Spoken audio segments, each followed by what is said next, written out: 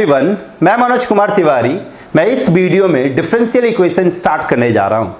मैं इस वीडियो में आप लोगों को बताऊंगा, पहले डिफरेंशियल इक्वेशन का इंट्रोडक्शन दूंगा कि डिफरेंशियल इक्वेशन किसको कहते हैं, डिफरेंशियल इक्वेशन को पहचानेंगे कैसे।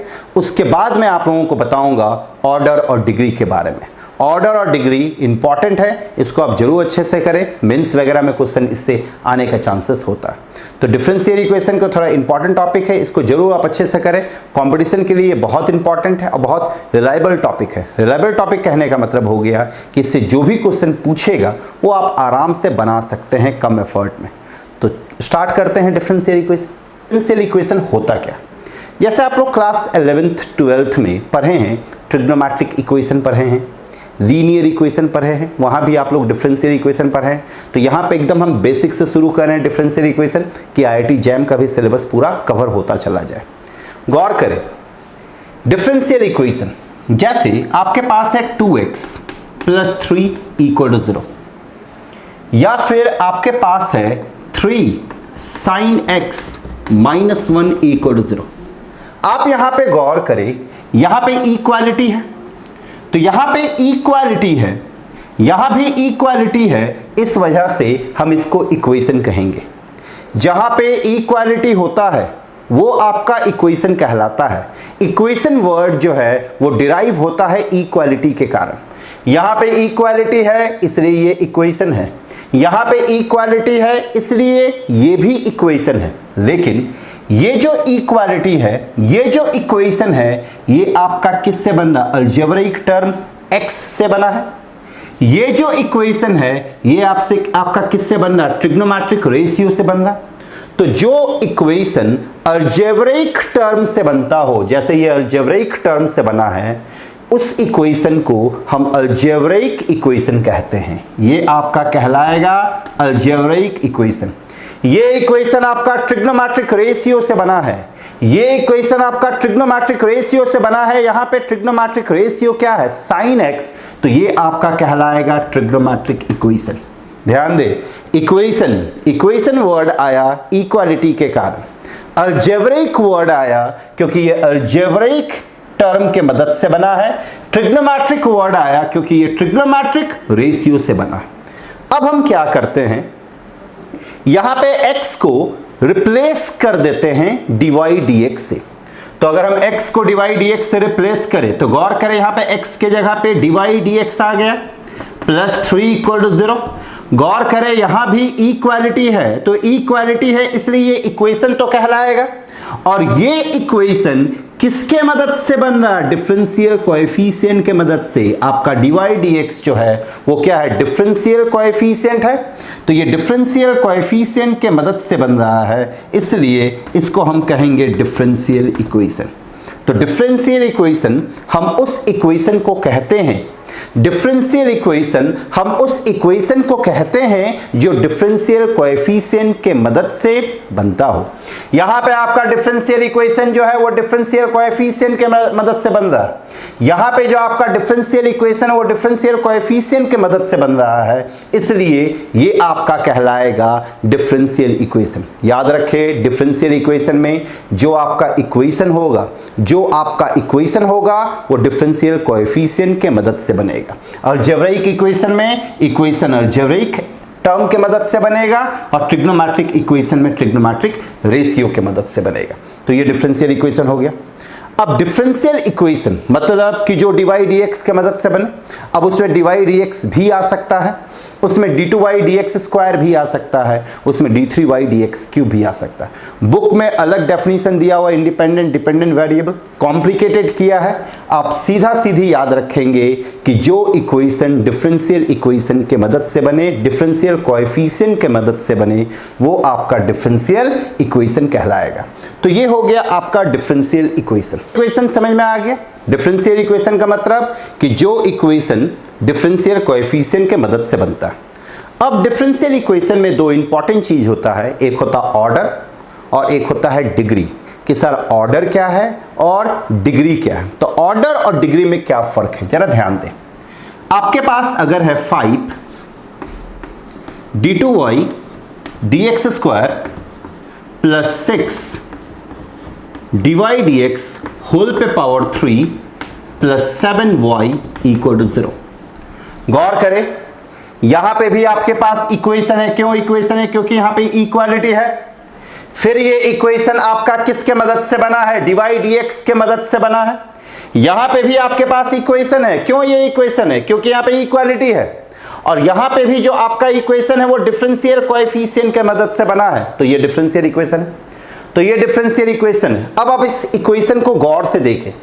इस इक्वेशन को जब आप गौर से देखेंगे तो आप क्या देखेंगे कि ये मैक्सिमम कितना बार डिफरेंशिएट हुआ। आप खुद देखें और बताएं कि ये जो डिफरेंशियल इक्वेशन है ये मैक्सिमम कितना बार डिफरेंशिएट हुआ है।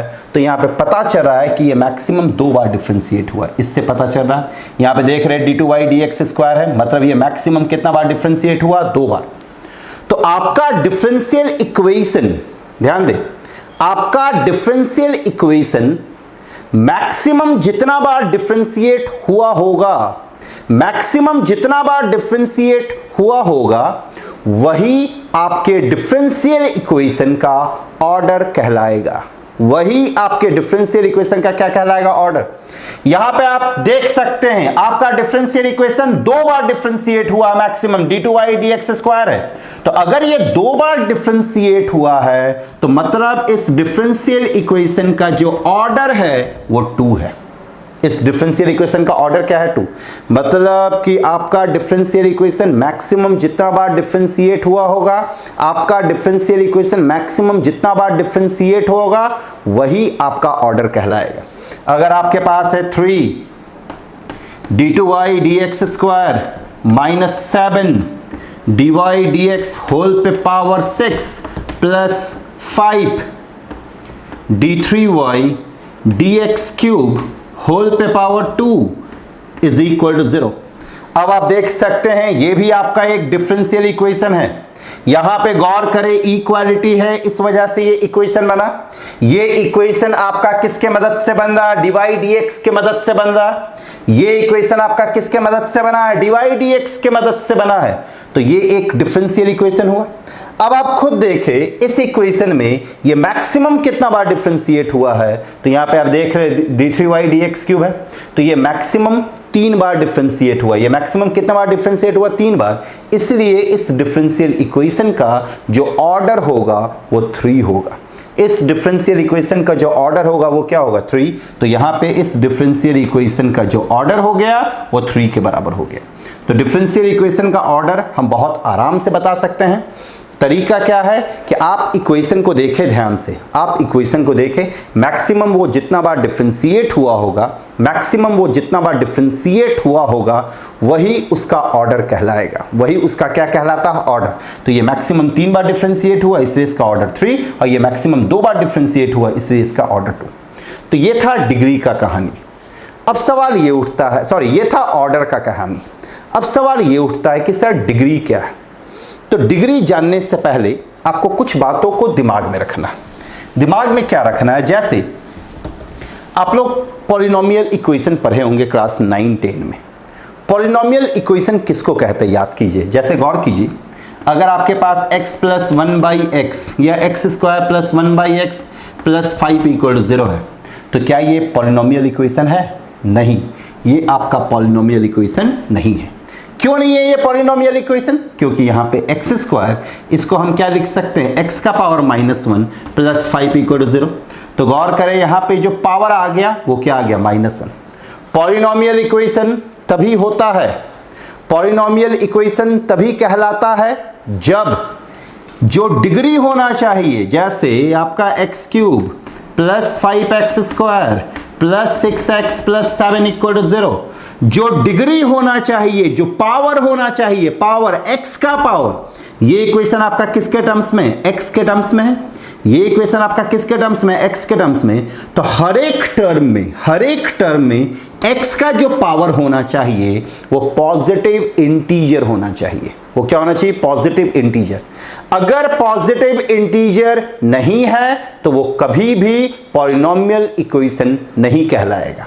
आप यहां पे देख सकते हैं पावर क्या है 3, आप यहां पे देख सकते हैं पावर क्या है 2, आप यहां पे देख सकते हैं पावर क्या है 1, आप यहां पे देख सकते हैं पावर आपका क्या है 0, और 0 को हम पॉजिटिव में रखते हैं। तो यहां पे आप क्या देख रहे हैं कि x का जो पावर है, जो यहां पे वेरिएबल है, वेरिएबल का जो पावर है वो पॉजिटिव इंटीजर है। तो वेरिएबल का पावर पॉजिटिव इंटीजर होना चाहिए, तभी वो पॉलिनोमियल इक्वेशन कहलाएगा।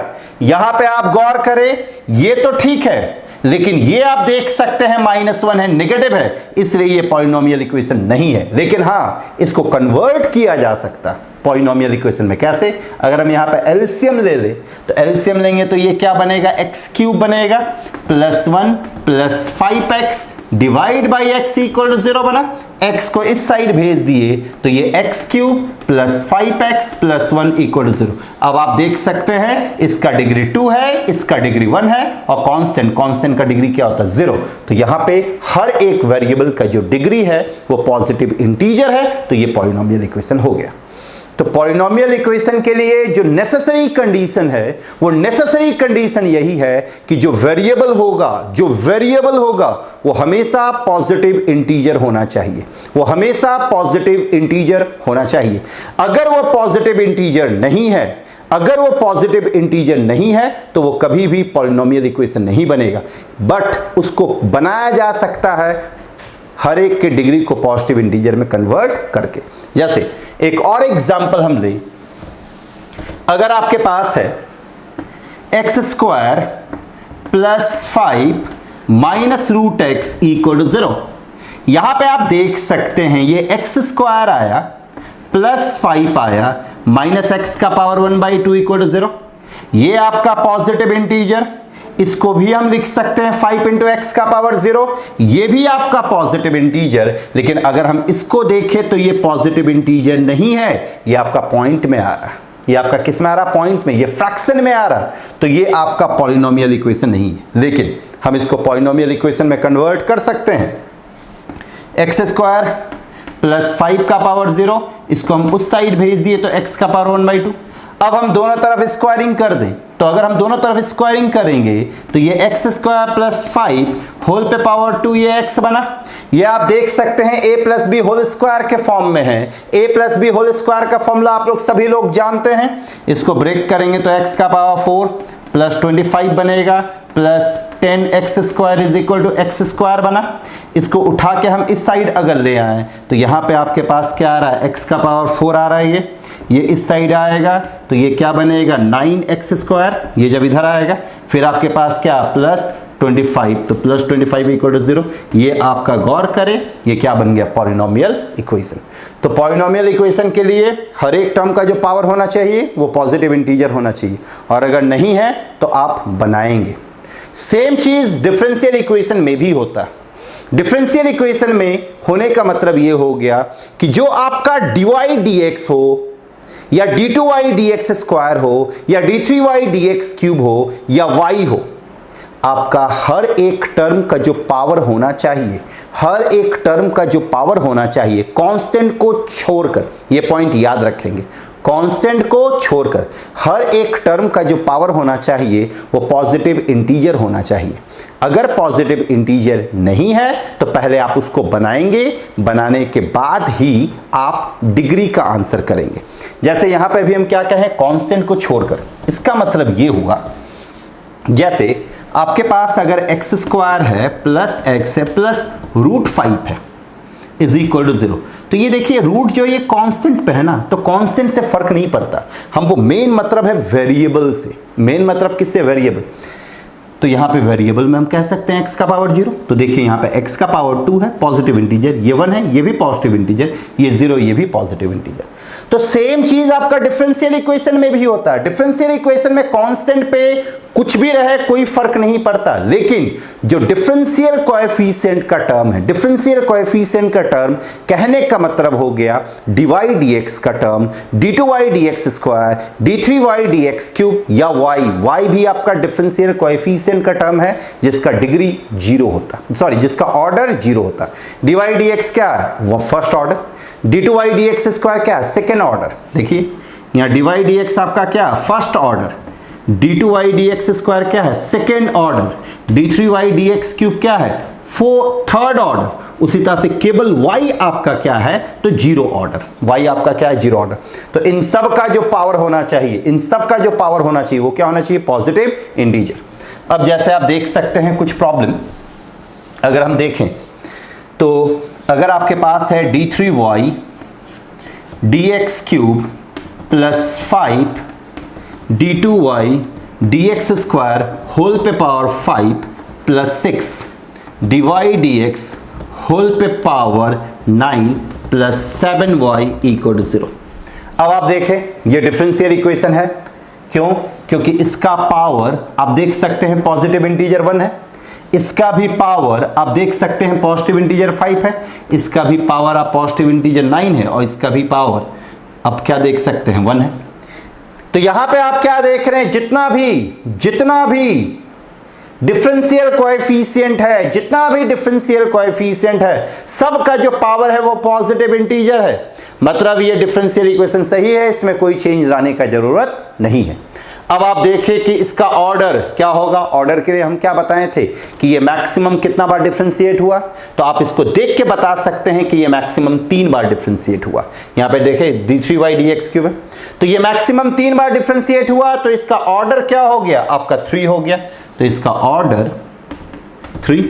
अब आप यहां पे देखें कि जो ये मैक्सिमम कितना बार डिफरेंशिएट हुआ, ऑर्डर 3 का टर्म ये है, ऑर्डर 3 का टर्म ये है, तो इसका जो पावर है, इसका जो पावर है वो आपका क्या कहलाएगा, डिग्री।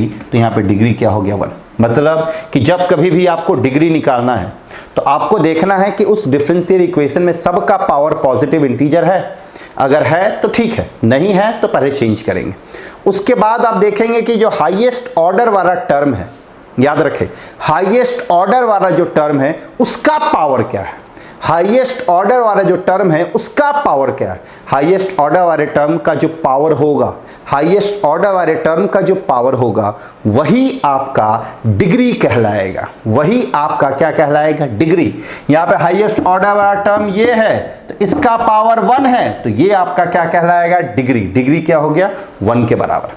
अगर हम कुछ और प्रॉब्लम लें, जैसे मेरे पास है एक problem d2y dx square plus 3y root under, इधर है d3y dx cube plus dy dx whole पे पावर 2, होल पे पावर 2। अब यहां पे आप क्या देख रहे हैं, यहां पे आप देखें रूट है, रूट का मतलब क्या हो गया, होल पे पावर 1/2, होल पे पावर 1/2 मतलब कुछ ऐसा आया d2y dx square plus 3y whole पे पावर 1/2 आया। इधर आपके पास क्या है, d3y dx क्यूब है प्लस इधर आपके पास dy dx का होल स्क्वायर है। अब आप यहां पे क्या देख रहे हैं, हर एक टर्म का पावर पॉजिटिव इंटीजर नहीं है। यहां पे आप देख सकते हैं पावर में क्या है, 1/2। तो ये आपके लिए मेन प्रॉब्लमेटिक है, इसको आपको हटाना है। तो 1/2 हटाना, ये इंटीजर तो नहीं है, तो 1/2 हटाने के लिए हमको दोनों तरफ क्या करना पड़ेगा, स्क्वायरिंग। तो हम यहाँ पे दोनों तरफ स्क्वायरिंग करते हैं। तो अगर हम दोनों तरफ स्क्वायरिंग करेंगे तो ये d2y dx square plus 3y squaring किए तो ये हटा, इधर भी स्क्वायरिंग करना पड़ेगा, तो d3y dx cube plus dy dx का होल स्क्वायर, इस पूरे पे क्या बन गया आपका स्क्वायर। अब आप देख सकते हैं यहां पे किसी का भी पावर फ्रैक्शन में नहीं है, किसी का भी पावर नेगेटिव नहीं है। यहां पे इसका पावर आप देख सकते हैं 1 है, इसका भी पावर आप देख सकते हैं 1 है, और जब आप इसको ब्रेक करेंगे तो ये a plus b whole square के फॉर्म में है, तो जब आप इसको ब्रेक करेंगे तो d3y dx क्यूब का पावर 3 आएगा, सॉरी 2 आएगा, d3y dx क्यूब का पावर क्या आएगा, 2। अब आप खुद देखें इस डिफरेंशियल इक्वेशन में ऑर्डर क्या होगा, ऑर्डर तो मैक्सिमम 3 बार डिफरेंशिएट हुआ, तो इसका ऑर्डर तो 3 हो गया, तो इसका ऑर्डर हो गया 3। अब सवाल उठता है कि डिग्री क्या है, तो इसमें देखिए कि हाईएस्ट ऑर्डर वाला टर्म कौन सा है, यही टर्म होगा। हाईएस्ट ऑर्डर वाला टर्म कौन सा, ये टर्म होगा। और इसका डिग्री क्या बनेगा, जब a plus b whole square है, जब इसको ब्रेक करेंगे तो यहां पे इसका पावर में क्या आ जाएगा 2, तो इसका डिग्री क्या बन रहा है 2। So degree of this equation क्या बना 2, डिग्री ऑफ द इक्वेशन क्या बन गया 2। तो याद रखें डिफरेंशियल इक्वेशन में ऑर्डर, आपके डिफरेंशियल इक्वेशन में जो हाईएस्ट जितना बार वो डिफरेंशिएट हुआ होगा वो उसका ऑर्डर कहलाएगा।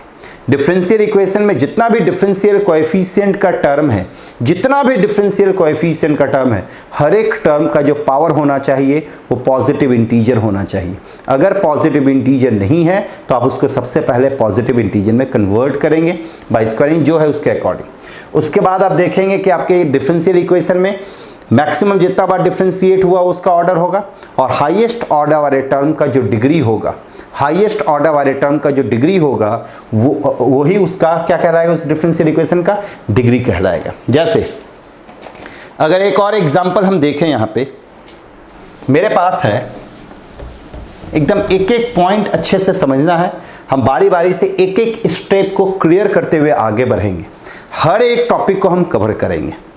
यहां पे है problem d3y dx cube plus y whole पे पावर 1/2, इधर है d4y dx4 प्लस 6 होल पे पावर 1/3। अब आप खुद देखें, यहां 1/2 है, यहां 1/3 है, यही दोनों प्रॉब्लम कर रहा, तो इसको भी हटाना है और इसको भी हटाना है, तो हम दोनों तरफ पावर 6 लेते हैं। तो अगर हम पावर 6 ले लेंगे तो d2y dx cube plus y, power 6 लिए तो 1/2 है तो ये 3 बन गया।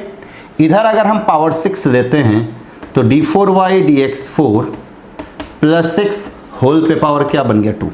अब आप खुद देखें, जब आप इसको ब्रेक करेंगे तो ये a plus b whole square के फॉर्म में, सबसे पहले आप देख रहे हैं कि इसका ऑर्डर क्या, ऑर्डर देखिए ये कितना बार डिफरेंशिएट हुआ, ये 3 बार डिफरेंशिएट हुआ, ये कितना बार डिफरेंशिएट हुआ 4 बार। तो आप खुद बताएं ये मैक्सिमम कितना बार डिफरेंशिएट हुआ 4 बार, तो इसका ऑर्डर क्या हो गया 4, इसका ऑर्डर हो गया 4। अब हम इसको ब्रेक अगर करें तो इसको अगर हम ब्रेक करेंगे तो ये a plus b whole square के फॉर्म में है, तो ये a का स्क्वायर प्लस b का स्क्वायर प्लस 2ab होगा। तो जब हम इसका स्क्वायर करेंगे, इसका स्क्वायर, तो d4y dx4 होल पे पावर 2 होगा, तो d4y dx4 होल पे पावर 2 हो गया।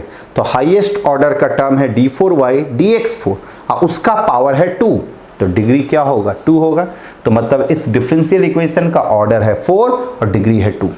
तो ऑर्डर और डिग्री इंपॉर्टेंट है, IIT जैम में पूछा जाता है, तो ऑर्डर और डिग्री को थोड़ा आप अच्छे से करें। ऑर्डर और डिग्री इंपॉर्टेंट है, हम फिर से कह रहे हैं, ऑर्डर और डिग्री से IIT जैम वगैरह में क्वेश्चन रहता है, तो ऑर्डर और डिग्री पे सवाल आप अच्छे से प्रैक्टिस करें। अगर इसके बावजूद भी आप लोग को कोई कन्फ्यूज़न होता है तो आप लोग मेरे से पूछ सकते हैं। इस वीडियो में हम इतना ही रहने देते हैं, ये फर्स्ट वीडियो था। इसके बाद हम नेक्स्ट वीडियो में आपको बताएंगे कि इसमें किस किस वैरायटी का प्रॉब्लम बनता है और किस किस वैरायटी के प्रॉब्लम को हम किस तरह से हैंडल करेंगे। कर्व से डिफरेंशियल इक्वेशन, डिफरेंशियल इक्वेशन से कर्व, फिर उसमें अलग अलग वैरायटी आता है, उन सारे प्रॉब्लम को हम कैसे हैंडल करते हैं वो सारा चीज़ हम डिस्कस करेंगे नेक्स्ट वीडियो में। तो इस वीडियो को आप देखें, अगर आपको कुछ प्रॉब्लम होता है तो आप लोग मेरे से पूछ सकते हैं। अगर आप लोगों को ये वीडियो पसंद आया या फिर आप लोग मतलब थोड़ा भी बेनिफिटेड है तो मेरे चैनल को सब्सक्राइब करें और मेरे वीडियो को लाइक करें। Thank you very much.